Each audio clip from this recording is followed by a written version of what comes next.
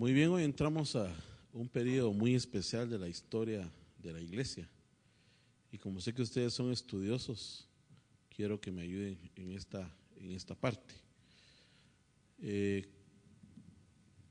Cuando pensamos en el periodo medieval, es la época previa a la Reforma Protestante.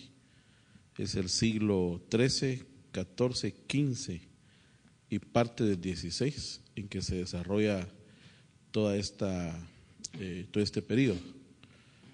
Sin duda que es un periodo crítico, ¿verdad? Es un periodo de mucha crisis para el mundo de ese entonces, y también hay una crisis en la misma Iglesia Católica Romana, que está aparentemente en su esplendor. Eso pues eso lleva a que ya para el siglo XVI o principio del siglo XVI se comience a pensar en una reforma, porque algo está sucediéndole a la iglesia. Y entonces yo quisiera preguntarles ¿qué recuerdan ustedes de este periodo? Si han tenido la oportunidad de abordarlo, básicamente cuál es su característica principal de este periodo medieval, ¿verdad? El medioevo que le llaman, o la Edad Media, ¿verdad? ¿Recuerdan algo sobre este periodo de la Edad Media?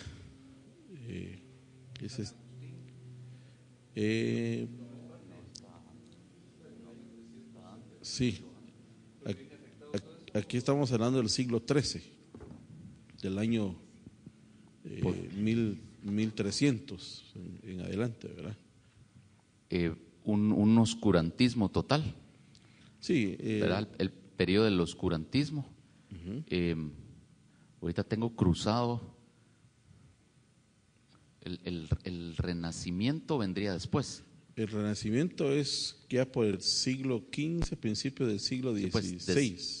Fruto de ese oscurantismo, como que viene se empieza a encender la luz en las artes, en las filosofías. Viene previo al Renacimiento, viene también lo que se conoce como la Ilustración, ¿verdad? Pero eso no es parte del medieval.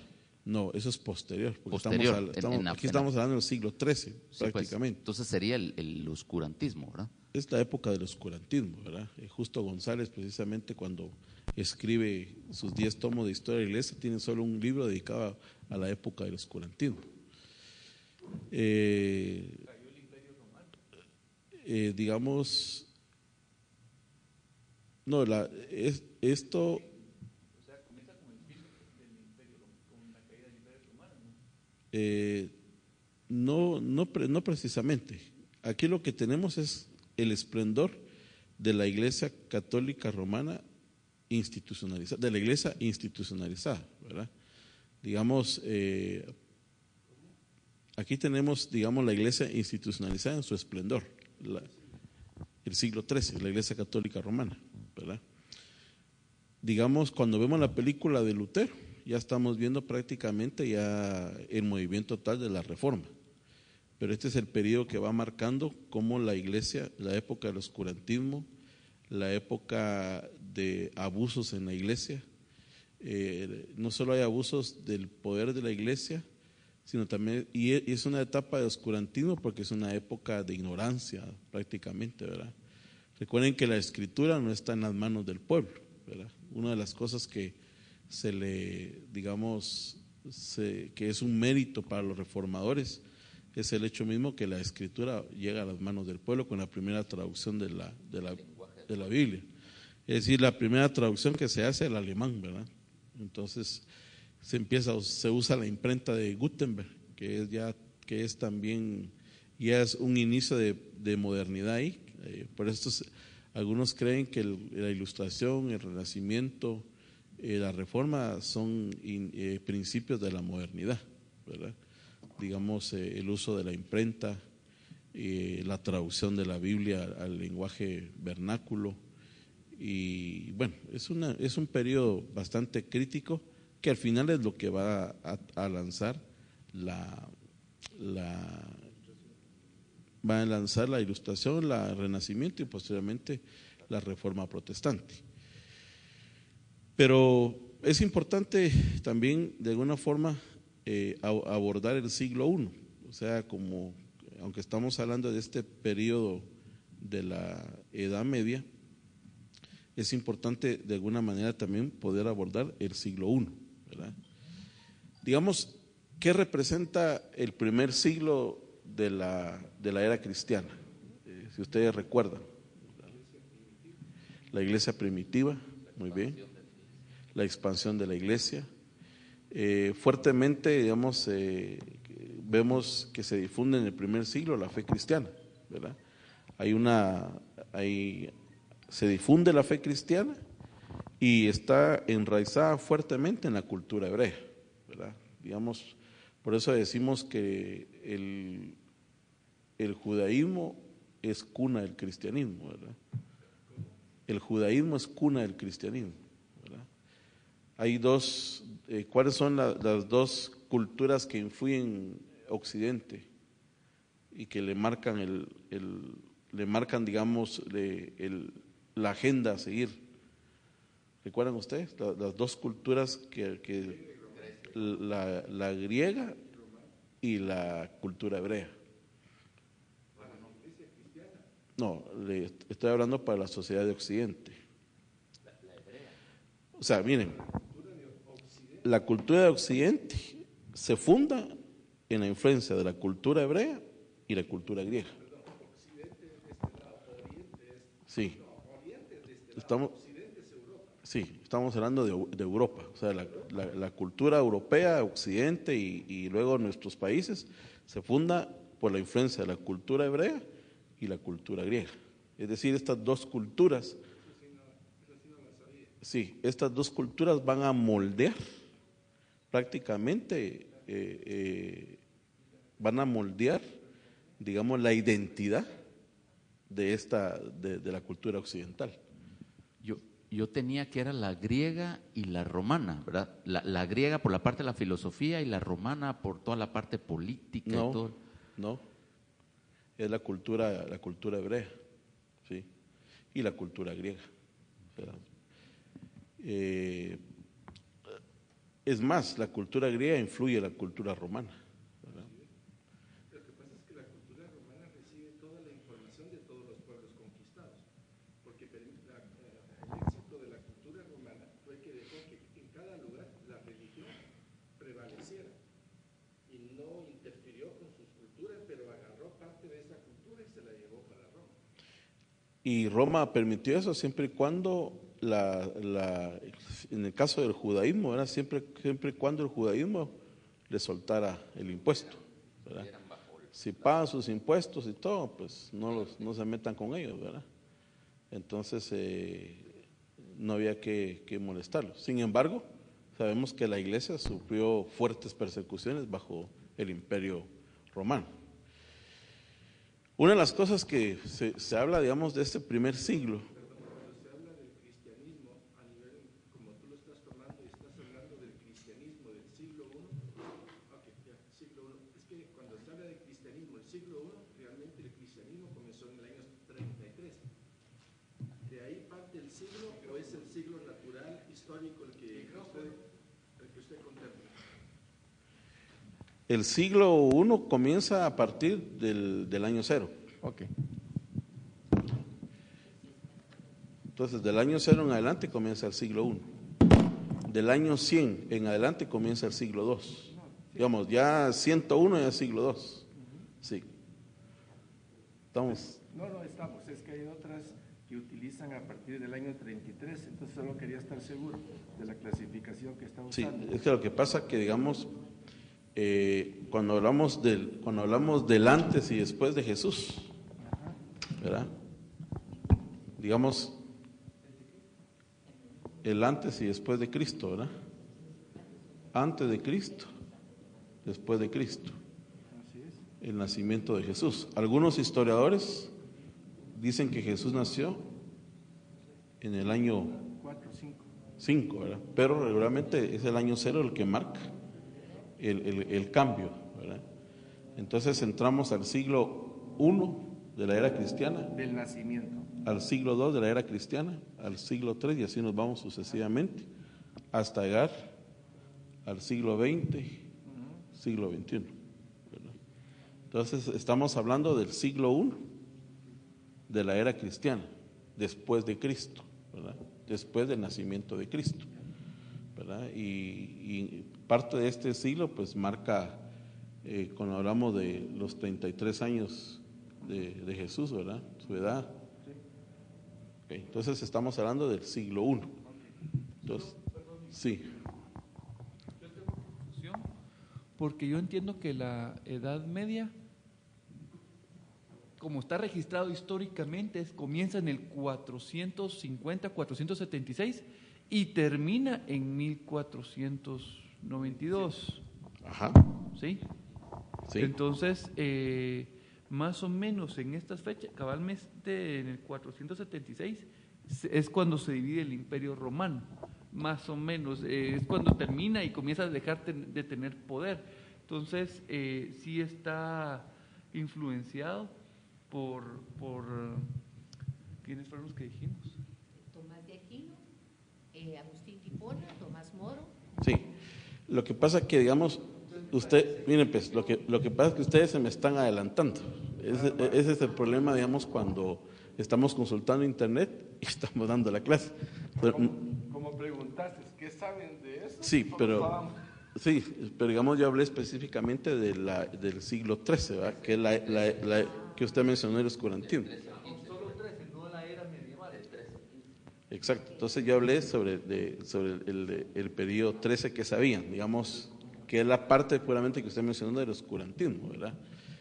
Vamos a ir mencionando, conforme yo voy mencionando contenidos, pues ustedes pueden, si quieren, consultar y van aportando. Es para no irnos así, ¿verdad? Porque si no, nos vamos y nos podemos confundir.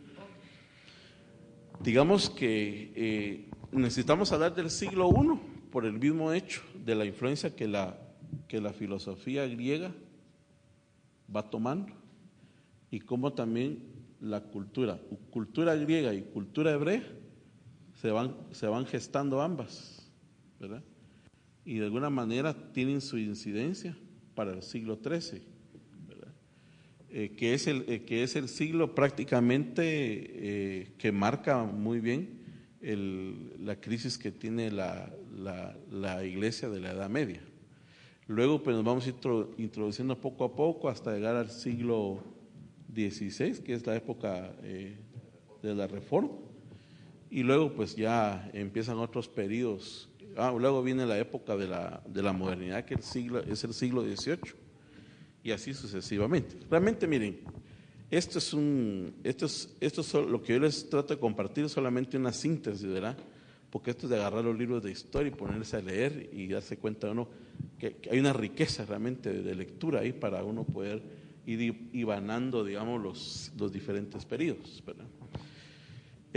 Estábamos hablando entonces de este primer periodo, el siglo I, que de alguna manera irrumpe y de manera muy, muy fuerte, digamos, la fe cristiana, enraizada en la cultura hebrea, como estábamos señalando. Y es interesante porque el cristianismo no va a ser una corriente filosófica, sino prácticamente es concebida como una religión. Así es concebida el cristianismo, no como una corriente filosófica, sino como una religión. Sin embargo, el cristianismo va a responder en forma categórica, y eso es un elemento muy importante, a todas las preguntas que los filósofos se habían planteado. Es decir, recuérdense que hasta este momento el filósofo o la filosofía viene especulando, ¿verdad? Viene haciendo preguntas, tratando de dar respuestas, pero el cristianismo de manera muy categórica y desde la perspectiva hebrea empieza a dar respuestas ya muy concretas y contundentes a esas preguntas que el filósofo se ha venido haciendo. Una de ellas, por ejemplo, ¿verdad? ¿Quién creó este mundo? ¿Quién creó este mundo? Y ahí donde nosotros nos damos cuenta que hay un debate siempre entre los de la teoría creacionista y la teoría darwinista, ¿verdad? Siempre está ese debate. aunque cada día va teniendo más sentido la teoría creacionista, ¿verdad? La pregunta ¿quién creó el mundo? ¿Quién hizo al hombre? La materia, son las preguntas que le van dando vuelta al filósofo de ese entonces. Aunque, digamos, la historia registra que los griegos siempre estuvieron, digamos, abiertos al pensamiento religioso. Recuérdense que ellos, desde que vimos en las primeras clases, siempre el griego ha estado jugando con el tema religioso, ¿verdad? El famoso mito, y posteriormente vemos cómo es necesario desprenderse del mito para poder ir comprendiendo desde otros ángulos respuestas a las preguntas que se han hecho, ¿verdad? Una de las características muy notorias que nosotros podemos ver durante estos periodos es precisamente el tema del politeísmo. ¿Qué es el politeísmo? Polis, teos, varios dioses, ¿verdad? Y aquí encontramos precisamente una lucha fuerte que se da entre el politeísmo versus el monoteísmo, ¿verdad? Porque la cultura hebrea lo que hereda es un monoteísmo, la adoración a un solo Dios. Y ahí está el Shema de Deuteronomio 6, ¿verdad? Oh Israel, Jehová nuestro Dios, Jehová uno es. Y amarás al Señor tu Dios con todo tu corazón, con todas tus fuerzas. Hay un énfasis fuerte al tema del monoteísmo, ¿verdad? Entonces, ¿cómo se asimila una nueva religión que no entra a este mundo planteando la adoración a varios dioses, sino la adoración a un solo Dios? Entonces, ¿cómo se imaginan ustedes que se asimila o se asume esta nueva religión? Quizá viene a ser lo mismo como nosotros nos asumimos hoy cuando de repente miramos que hay un movimiento de la nueva era. De repente vemos que hay una ciencia cristiana, de repente, y nos causa impacto y nos pone así como a la defensiva, ¿verdad? Y entonces cuando el cristianismo entra, lo primero que entra es que pone en riesgo lo que se ha concebido de parte de los filósofos en relación a quién creó el mundo, quién creó el hombre, etcétera. Ahora, el politeísmo característico de su cultura era intelectualmente inaceptable. Sin embargo, muchos filósofos usan la teología popular, la teología de lo que la gente creía, como un recurso retórico en sus escritos, pero cuando intentan desarrollar algún tipo, digamos, de monoteísmo, su Dios aparece despersonalizado, y eso es algo muy importante, porque digamos, y esto lo vimos en las clases, digamos, los dioses de los griegos o de los filósofos son totalmente dioses despersonalizados. A diferencia de un Dios del cristianismo, que es totalmente un Dios personalizado.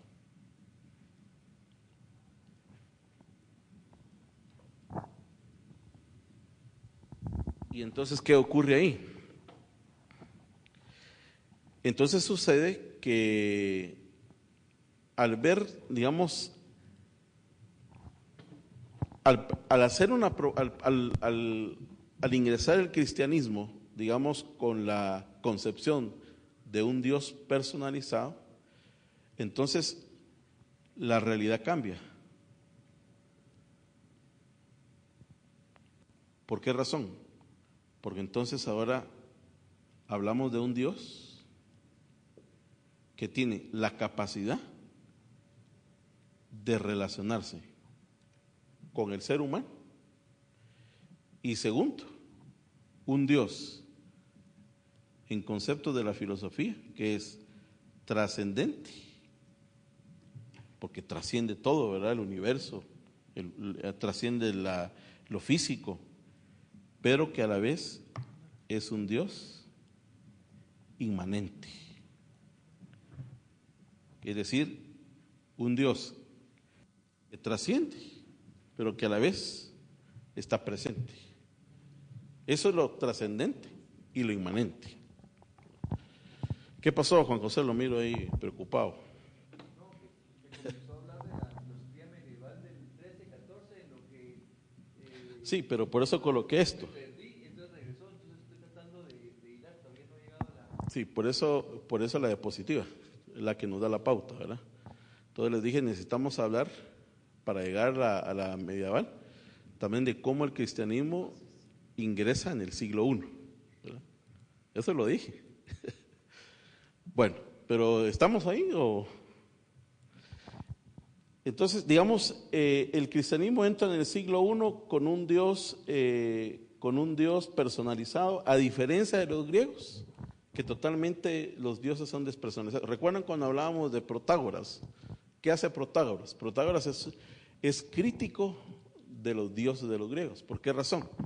Porque lo que hacen los griegos es, vamos a ponerle a los dioses cualidades nuestras que se parezcan a nosotros, para que a la hora que nosotros hagamos algún mal o actuemos de manera incorrecta, podamos justificar nuestros actos con los dioses.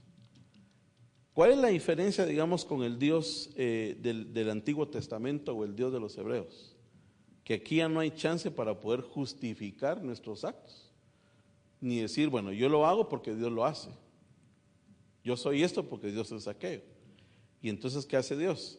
Dios presenta desde el Antiguo Testamento que es un Dios santo, que es un Dios exclusivo. Y eso cambia totalmente, digamos, la dinámica del ser humano. Entonces, el politeísmo, de alguna manera, aunque, digamos, pareciera ser una práctica muy aceptada, digamos, por la cultura griega y por la teología o por la religión popular, el monoteísmo entonces viene a prácticamente alterar esa concepción que se tiene de los dioses. ¿Alguna pregunta, algún comentario?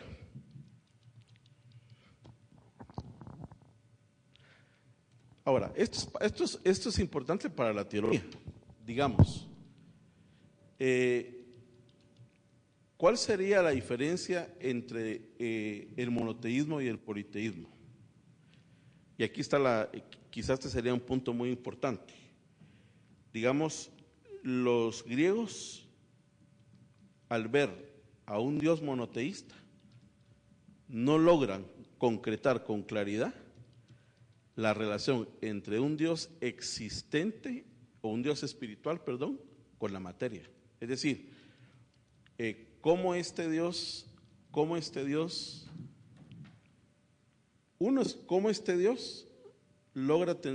logra concretizarse con la materia, a diferencia de este Dios.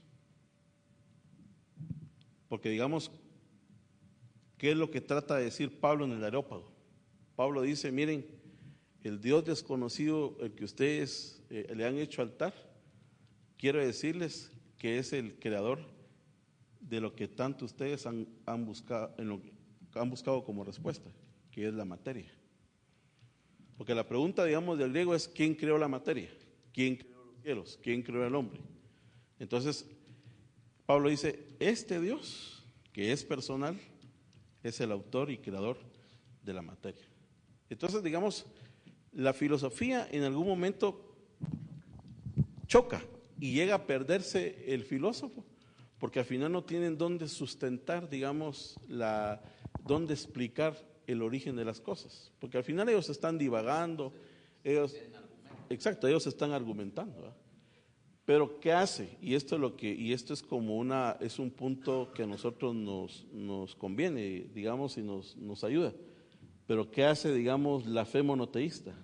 Concretiza, responde. Bueno, ¿quién creó la materia? ¿Quién hizo el mundo? Dios. Y no hay vuelta de hoja. Por eso yo les decía, digamos, en el caso nuestro como creyentes, como cristianos, no hay pierde, pues. Nosotros tenemos la respuesta, tenemos el punto de arranque. En la conferencia que les mandé por el WhatsApp, yo hago una propuesta de evangelización y digo, la propuesta que yo hago es que el punto de partida sea Dios. Es decir, si nuestro punto de partida es Dios, la Biblia, para cualquier razonamiento, para cualquier diálogo, para cualquier acción, pues vamos bien. El filósofo no. El filósofo sigue como divagando y viendo cómo encuentra la respuesta a la pregunta. Dios representa para los cristianos, entonces, en este sentido, más que una idea. Recuerden que la filosofía se concentra en las ideas, pero para el monoteísmo, Dios es más que una idea. ¿Eso qué significa? Para el cristianismo, Dios es el supremo ser. Es el ser espiritual, es el ser eterno, es la causa de todas las cosas.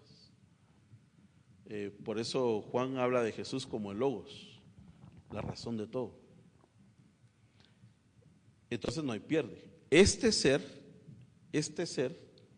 no menosprecia la materia. ¿Por qué no la menosprecia?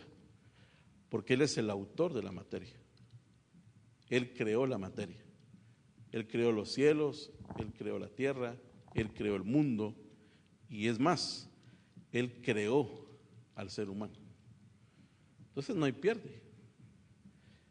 Y eso es precisamente que para la fe cristiana, para la fe cristiana del siglo I, eso no se discute. Acuérdense que los cristianos han heredado toda la fe antiguo testamentaria.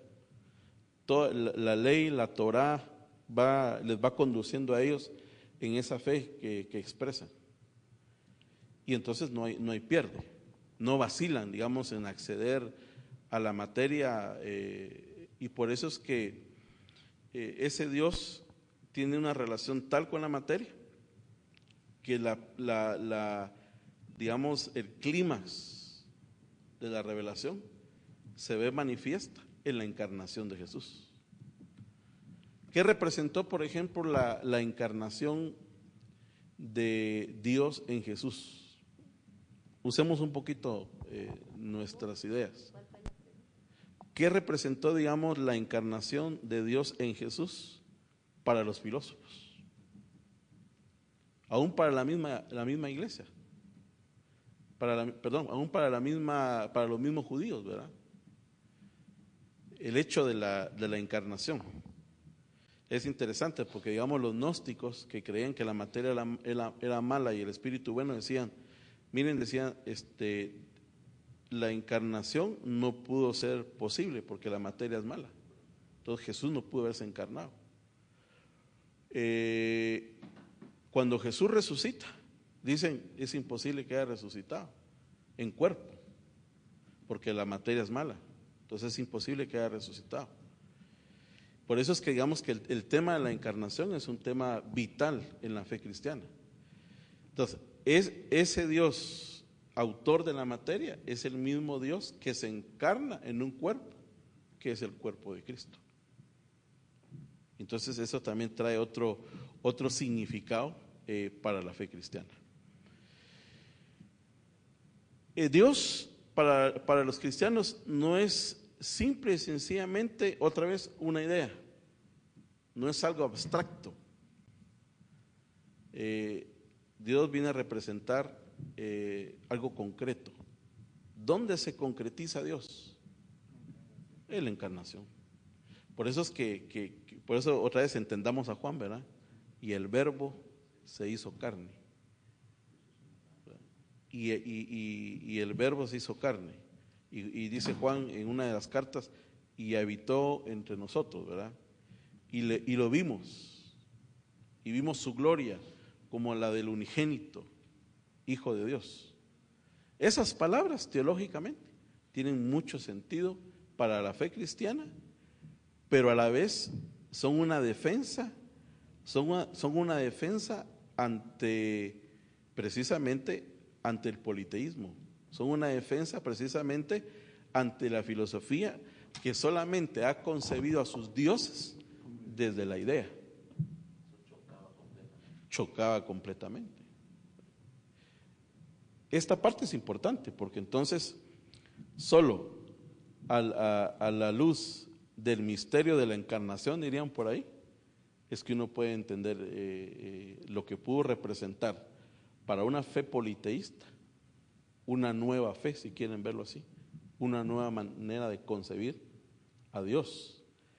Este Dios no se concibe solamente por las ideas que se tengan de Él, porque posteriormente cuando uno entra ya a la parte puramente de la iglesia primitiva y aún de la época de Jesús, este Dios se concibe a través de una experiencia que se tiene con el Cristo resucitado.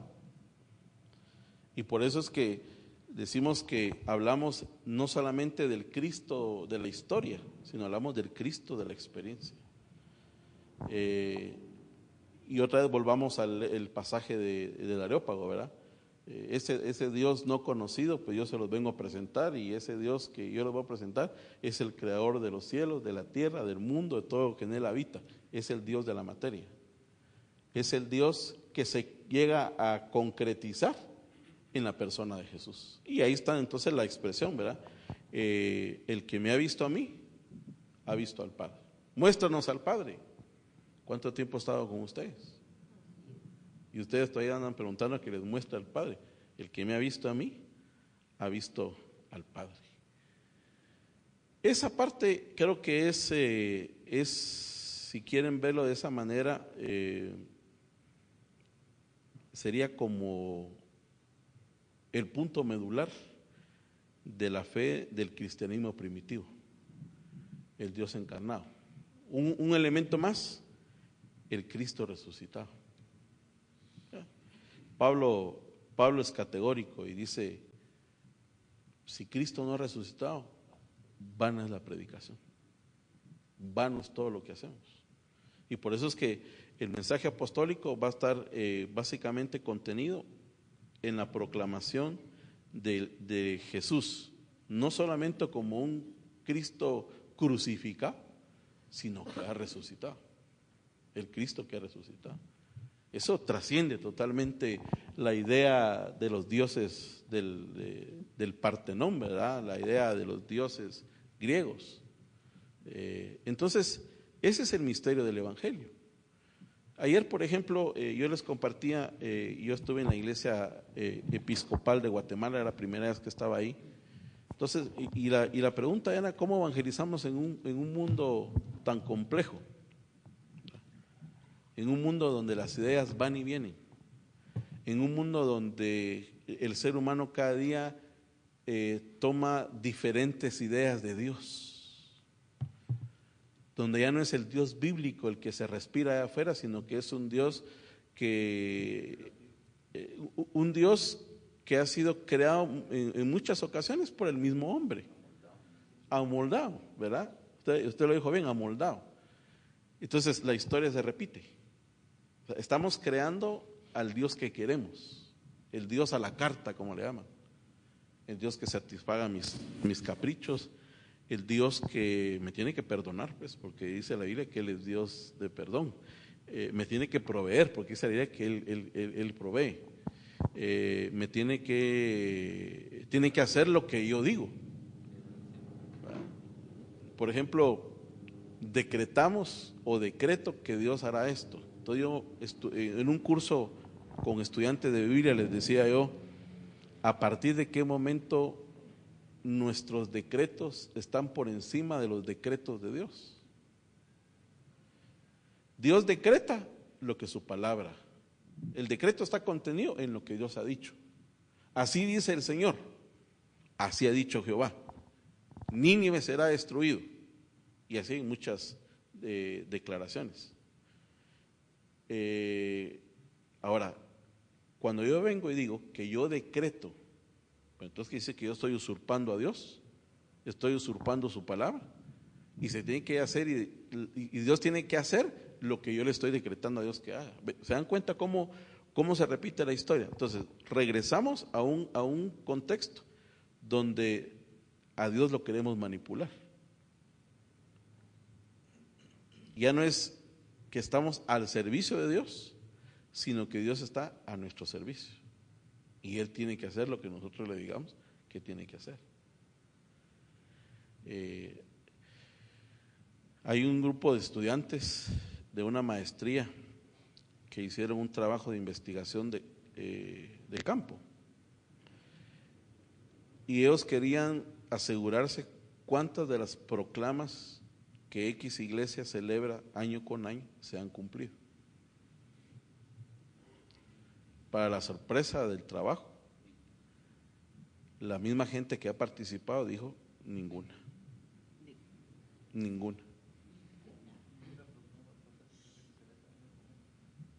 Entonces, ¿de qué estamos hablando, verdad? Y cada vez llega más, cada año llega más gente. Sí, porque digamos, el sensacionalismo nos atrae, pero ya sentándose, razonar, reflexionar, pensar, nos damos cuenta que la historia es otra, pero las cosas no son como parecen ser, no se cumplen como se anuncian. En fin, pues digamos, esta parte creo que es esencial. Y luego pues nos vamos a ir girando poco a poco hasta el punto que queremos llegar, ¿verdad? En el tema, digamos, de la ética cristiana, es interesante, ¿verdad? Porque la ética cristiana, entonces, en el mundo del cristianismo, no es fruto de una especulación sobre la virtud como lo hacían los filósofos, ¿verdad? Recuérdense que los filósofos se dedicaron mucho a reflexionar en el tema del hombre, la virtud, la ética, etcétera. ¿Por qué? ¿Por qué ya no es especulación? Porque ahora la ética cristiana empieza a tener fundamento prácticamente y básicamente en una serie de mandamientos que Dios mismo ha dictado, que van a constituir la base sobre la cual el hombre hoy debe desarrollar su existencia. La ética del Antiguo Testamento, el Decálogo, por ejemplo. Entonces, ya no es una ética en la que vamos a especular, sino es una ética que va a tener su sustento. No matarás, no robarás, honra a tu padre y a tu madre, que es el primer mandamiento con promesa, etcétera, etcétera, etcétera. Entonces, es solo para que nos demos cuenta en el cierre, digamos, cómo el cristianismo es una religión que así es concebida en el mundo del siglo I, que va a tener sustento en su devenir. Y por eso es que el cristianismo, hoy por hoy, sigue presente, con sus aristas y con muchas cosas hoy, pero ahí está. ¿Sobre la base de qué? Sobre la base de un Dios que es personal, que se ha revelado, que se ha dado a conocer, sobre la base de una escritura que sigue siendo el elemento motor para que este cristianismo hoy pues permanezca hasta este tiempo, ¿verdad? Otra vez con sus aristas y sus situaciones, pero ahí está. O sea, hay un cumplimiento, digamos, de lo que Dios mismo ha dicho a través de Jesús. Los cielos y la tierra pasarán, pero mi palabra no pasará, ¿verdad? De alguna manera, los historiadores dicen, una de las cosas que uno puede ver también del griego, de los griegos, es que en algún momento los griegos eran muy fatalistas. Cosa muy diferente. Digamos, ¿recuerdan ustedes cuando venía una situación? Primero lo explicaban desde la perspectiva de los dioses, ¿verdad? Los dioses están enojados con nosotros. Esa era la respuesta. Los romanos cayeron en eso también, ¿verdad? Explicar y decir, los dioses están airados, ¿verdad? A diferencia de esos dioses que están airados, que están molestos, que entonces entra al mundo del siglo I la figura o el concepto de lo que se conoce como la providencia de Dios. ¿Qué es la providencia de Dios?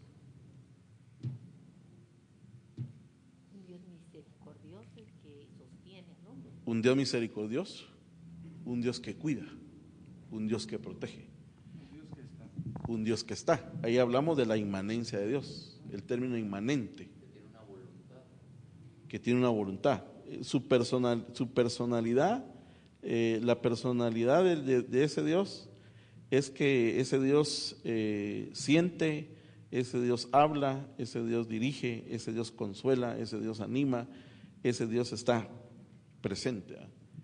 Y es interesante porque fíjense que estamos hablando del siglo I ahorita. Para el siglo XVIII, perdonen que juegue así con la historia, pero no quiero causar confusión, no es esa mi intención. Pero digamos ya para el siglo XVIII aparece una doctrina filosófica llamada deísmo. ¿Qué es el deísmo? Es contradecir lo que aquí se está concibiendo de parte de Dios. Por ejemplo, el deísmo que dice, Dios es un Dios trascendente, un Dios que no puede ser inmanente. Entonces crean la figura, explican a Dios desde la figura del relojero, ¿va? El relojero que construye un reloj, le da cuerda, lo deja abandonado y se va. Entonces, ¿qué decía el deísmo?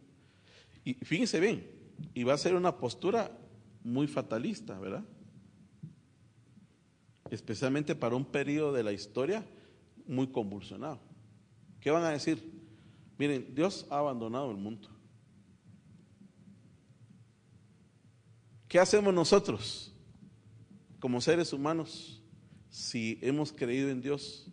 Que de repente esta idea se alimente y se diga, Dios ha abandonado el mundo. Mi mamá era algo deísta. Me recuerdo que me decía, es que mira, mijo, Dios ya cesó su misericordia de nosotros. Yo así escuchando a mi mamá, ¿eh? ¿Por qué? Le decía, mira cuánto muerto, mira tanta maldad en el mundo, mira tanta situación que hay.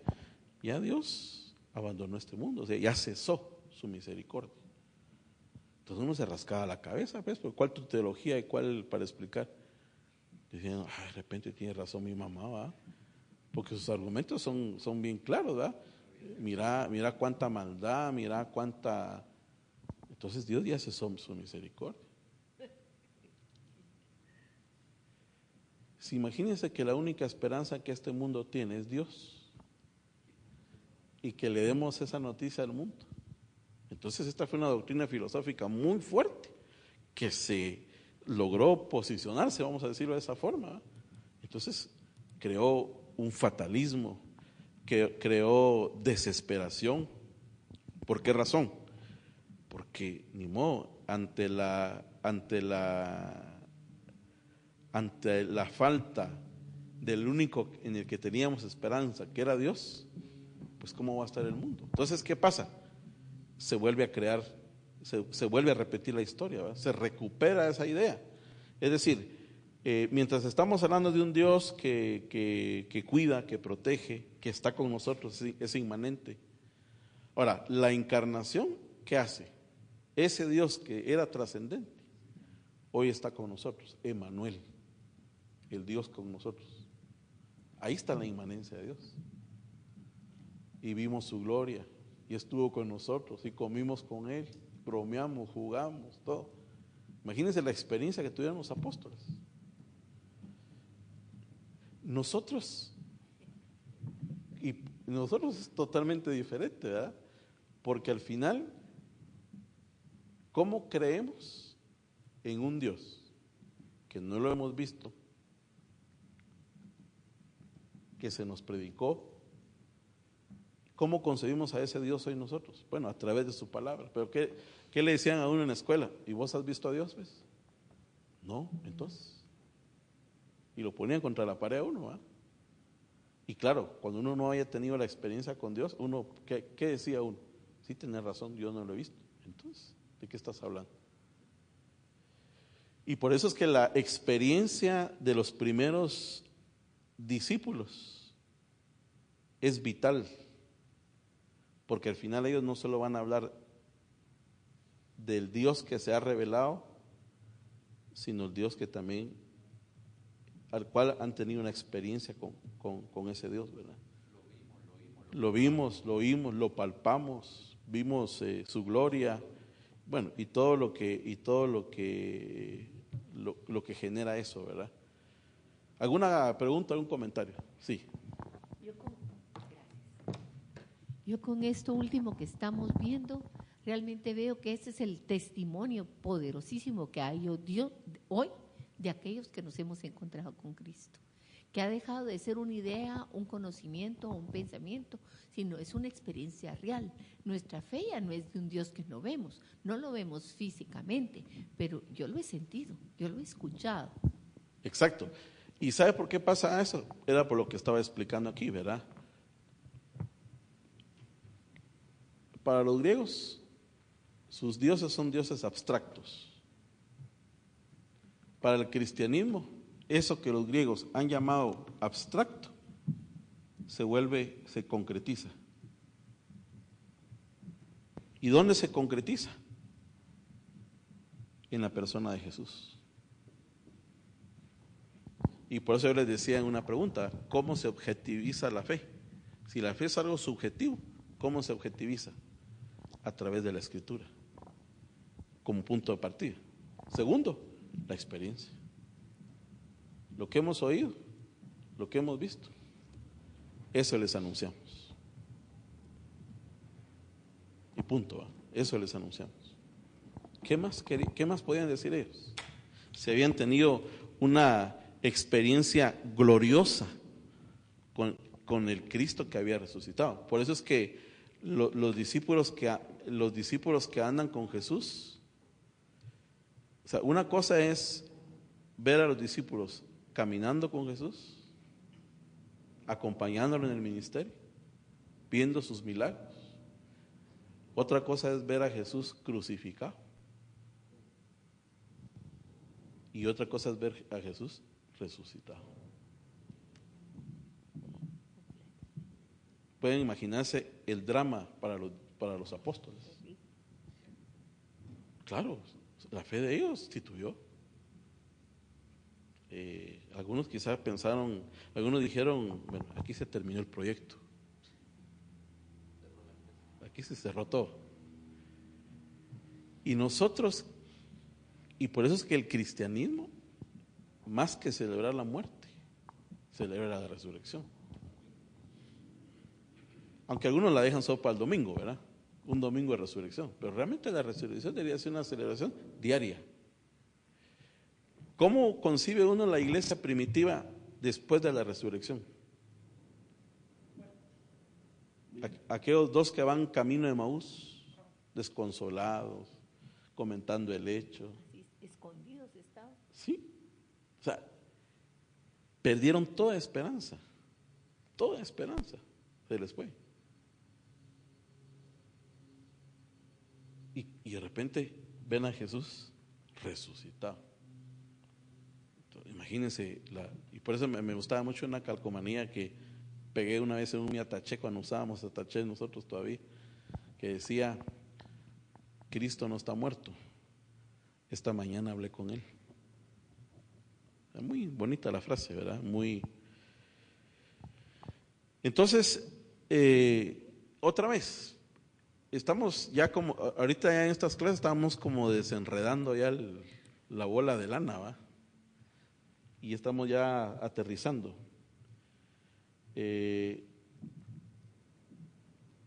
Mientras que la filosofía es especulativa para el griego, para el hebreo la filosofía no especula, sino gira alrededor de algo muy concreto que se llama Dios.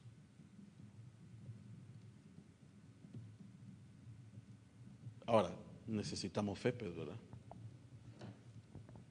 Como dice un librito por ahí, fe por la cual vivir, ¿verdad? Necesitamos fe.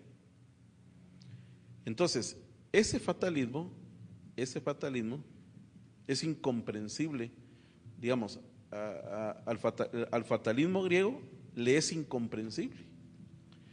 que el cristianismo hable de un Dios que cuida. No logran ellos asimilar. ¿Por qué? Porque no es esa realmente su línea. Entonces ellos,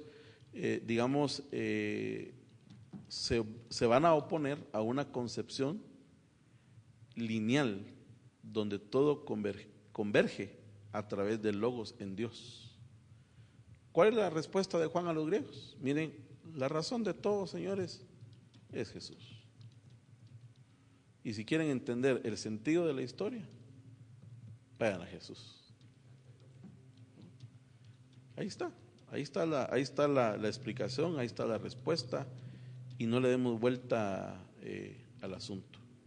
Ahora, algo muy importante en esta formación que estamos hablando del siglo, es que, y esto también ayuda para corregir qué hemos pensado de la filosofía y del hecho mismo de pensar. Los cristianos nunca renegaron de la razón. Nunca renegaron de la razón. Y es interesante, porque cuando uno mira a un Pablo en el Areópago, es un hombre que razona, pues. ¿Por qué fue Pablo y no fue Pedro, verdad? Ya les dije, ¿verdad? Porque Pedro le hubiera querido volarle las orejas a todos, ¿verdad? Pablo es un intelectual de su tiempo, formado a los pies de Gamaliel, ¿verdad? Uno de los grandes maestros que habían tenido. Entonces ellos nunca renegaron de la razón. Por eso yo decía que el hecho de decir que no debemos razonar ni pensar, eso es antibíblico. Dios no estaría de acuerdo en eso, porque nos ha dado la capacidad a nosotros para poder razonar, pensar.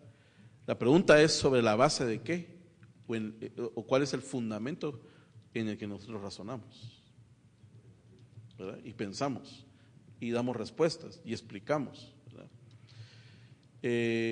Y eso es muy importante. Digamos, en la cultura griega no se desechaba el razonamiento ni la especulación, pero lo hacían privilegiando siempre la fe. Lo mismo sucedió con las comunidades. Al principio fueron comunidades excluyentes, judías, pero luego las hubo marcadamente y se fue expandiendo todo lo que era el evangelio. Esta es una forma entonces de explicarlo. Cuando llegamos y pensamos, digamos, en la figura de Pablo, Pablo dice de Jesús, explica lo siguiente en Efesios 2, 14 al 16, porque Él es nuestra paz, que de ambos pueblos hizo uno, derribando la pared intermedia de separación, aboliendo en su carne las enemistades, la ley de los mandamientos expresados en ordenanzas, para crear en sí mismo de los dos un solo y nuevo hombre, haciendo la paz y mediante la cruz reconciliando con Dios a ambos en un solo cuerpo, matando en ellas las enemistades.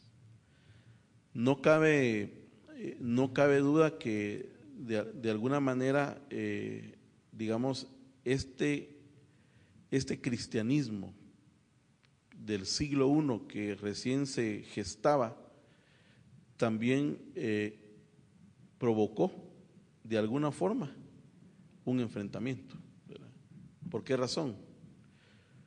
Porque fe cristiana y filosofía iban a enfrentarse y también iban a influenciarse de manera recíproca, ¿verdad? Entonces la Biblia, por ejemplo, da testimonio o deja testimonio del encuentro que Pablo de Tarso, que tenía tradición judía, hace y lo leímos, ¿verdad? En la última clase, cuando se enfrenta con los epicureos, los estoicos, y los confronta con la nueva fe en la ciudad de Atenas. Ese es un enfrentamiento, pero que yo creo que al final Pablo supo enfrentar realmente a las corrientes de su tiempo. La formación hebrea de Pablo, sus convicciones cristianas, lo hacen, dice, enardecer en la ciudad de Atenas. Y de alguna manera sabe cómo enfrentarse al paganismo de su tiempo, ¿verdad? Un hombre fiel a su costumbre, confronta a los judíos en la sinagoga, novedad para el mundo, sí o no. Y si ustedes dicen que sí o no, ¿por qué? Y cerramos con esto y volvemos con esa pregunta. ¿Sigue Dios representando una novedad para este mundo? ¿Sí o no? ¿Por qué? Gracias.